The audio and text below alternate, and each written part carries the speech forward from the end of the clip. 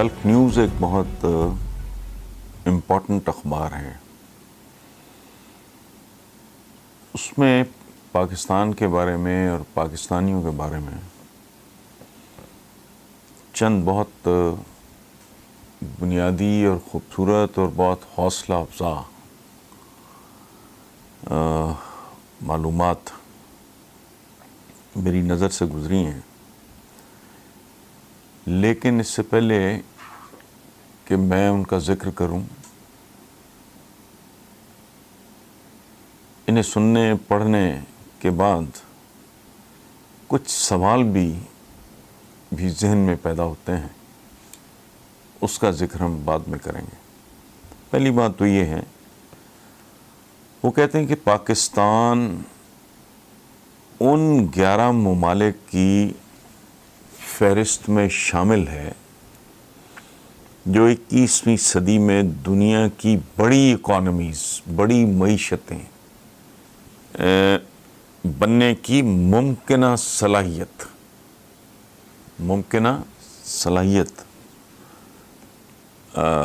رکھتا ہے. پاکستان اس فہرست میں شامل ہے. اس ممکنہ کو یقینی کون بنائے گا؟ اس ملک کا پولیٹیشین جو آج اقتدار میں ہیں، ان کی پرفارمنس ہمارے سامنے ہے. جو اس سے پہلے اقتدار میں تھے، ان کی کارکردگی آپ کے سامنے ہے، اور جو اس سے پہلے اقتدار میں تھے. سوال یہ ہے، میں نے ایک کالم بھی لکھا ہے، وہ جو اقبال نے کہا تھا، ذرا نم ہو تو یہ مٹی بڑی زرخیز ہے ساکی. لیکن پرابلم یہ ہے کہ وہ نم کہاں سے آئے گا؟ بہرحال اس طرح بعد میں چلتے ہیں. دوسرا بہت خوبصورت کہ ایک سروے کے مطابق، ایک ریسرچ کے مطابق بلکہ کہنا چاہیے، پاکستان دنیا کے ذہین ترین لوگوں کے حوالے سے 4تھے نمبر پہ آتا ہے. یعنی 4th most intelligent people in the world. دنیا میں مختلف جو قومیں بستی ہیں، ان میں ذہانت کے اعتبار سے پاکستانی 4تھے نمبر پہ ہے. مشہور ہمارے بارے میں کیا ہے؟ مشہور یہ ہے کہ پاکستانی 2 نمبر کام میں 1 نمبر لوگ ہیں. اگر ان کو ڈائریکشن مل جائے، اگر ان کی تھوڑی تربیت ہو جائے، ان کو تعلیم مل جائے، انہیں تھوڑی سیکیورٹی نصیب ہو جائے، بنیادی ترین ضروریات زندگی ان کے لیے انشور کر دی جائیں، تو یہی لوگ جو آج 2 نمبر کاموں میں 1 نمبر کہلاتے ہیں، وہ 1 نمبر کاموں میں کم از کم 1 نمبر نہیں تو 2 نمبر یا 3 نمبر ضرور ہو سکتے ہیں. کیونکہ یہ ریسرچ اس اعتبار سے میرے اندر ایک بڑی خاص طرح کی قوت میں نے محسوس کی ہے، حوصلہ، امید کہ 4th موسٹ انٹیلیجنٹ جو لوگ ہیں دنیا میں، وہ پاکستانی ہیں، اور بدترین حالات میں، نامساعد ترین حالات. دیکھیں، بات سنیں.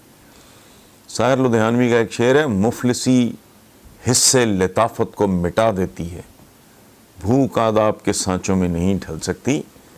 اور خود ہمارے حضور صلی اللہ علیہ وآلہ وسلم، انہوں نے افلاس سے پناہ مانگی. چونکہ غربت، اسرت، یہ انسان کو انسانیت کے شرف سے گرا دینے والی چیز ہے. اگر چند بنیادی چیزیں اس ملک کی اشرافیہ لوگوں کے لیے انشور کر دے، تو یہ 4th موسٹ انٹیلیجنٹ جو لوگ ہیں، یہ شاید 3 نمبر پہ آ جائیں، 2 پہ آ جائیں. میں کہتا ہوں 4تھے پہ بھی رہیں تو دے کین ڈو ونڈرز. اچھا، تیسری بات بڑی میرا دل خوش بھی ہوا، دل دکھا بھی بہت، کہ اے اور او لیول کے کیمبرج ایگزامز میں پاکستانی طلباء نے ٹاپ کیا، اور ریکارڈ. میں سوچتا ہوں اگر ہمارے سارے بچے اس ریس میں آ جائیں، اس وقت ہو کیا رہا ہے، بچوں کی بہت بڑی جو آبادی ہے اس کو اسکول ہی نصیب نہیں. اس کے بعد ایک بہت بڑی آبادی ایسی ہے جو اسکول جاتے ہیں لیکن وہ نہ جانے کے برابر ہے. کوالٹی ایجوکیشن کا قطعاً کوئی تصور ہی نہیں ہے. ہم اس بدنصیب کسان کی طرح ہیں جس کے پاس بالفرض 100 مربع زمین ہے اور وہ کاشت کرتا ہے صرف 1 مربع. ہمارے بچوں کی جتنی تعداد جس کو ایجوکیشن سرے سے نصیب نہیں یا کوالٹی ایجوکیشن نہیں، وہ تو گیم میں ہی نہیں ہے. اس کا مطلب ہے کہ اس ملک کے جو کرتے دھرتے ہیں بنیادی طور پہ وہ بہت بڑے جرم کا ارتکاب کر رہے ہیں. قوم میں کوئی کسر نہیں ہے. وہ کہیں ذرا نم ہو تو یہ مٹی بڑی زرخیز ہے ساقی، یہ مٹی درست ہے، بیج درست ہے، اس کی سمت ٹھیک کرنے کی ضرورت ہے. دیکھ بھال کے زرخیز زمین بھی اگر آپ کاشت کرنا بند کر دو گے وہ بنجر ہو جائے گی. بہت دیر تک کاشت نہیں کرو گے بنجر قدیم کہلائے گی. اچھا، پاکستان نے ایک ایسا ملک جو مالی حالات ہیں کب سے ہی ہمارے دگرگونی ہیں. اچھا، پوری دنیا کی مخالفت اور نامساعد ترین حالات میں پاکستانیوں نے نیوکلیئر پاور بنے، خوبصورت ترین طاقتور ترین افواج میں سے ایک، چھٹی غالباً بڑی اور پروفیشنل ایکسلنٹ قسم کی ایئر فورس، میزائل ٹیکنالوجی، یہ سارا کچھ کن حالات میں حاصل کیا اس ملک نے؟ اچھا، سرجیکل انسٹرومنٹس اگر کوئی توجہ دینے والا ہو اس ملک میں وہ یہ دنیا کے ٹاپ 2-3 ملکوں میں آ سکتا ہے. اچھا، فٹ بال پہلے ہی 50% جو ہے پاکستان میں بنتا ہے. ٹورزم کے اعتبار سے اگر آپ دیکھیں تو ہائیسٹ ماؤنٹین رینجز جو ہیں پاکستان میں موجود ہیں.